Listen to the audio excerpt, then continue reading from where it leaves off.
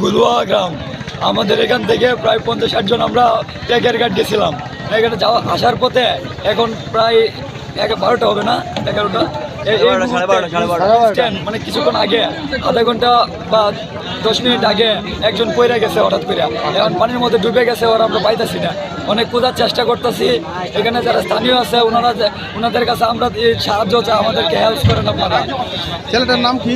ছেলেটার নাম হচ্ছে তামিম। বাবার নাম হচ্ছে মুজিবুর, বাড়ি বললো বাড়ি গুলুয়া।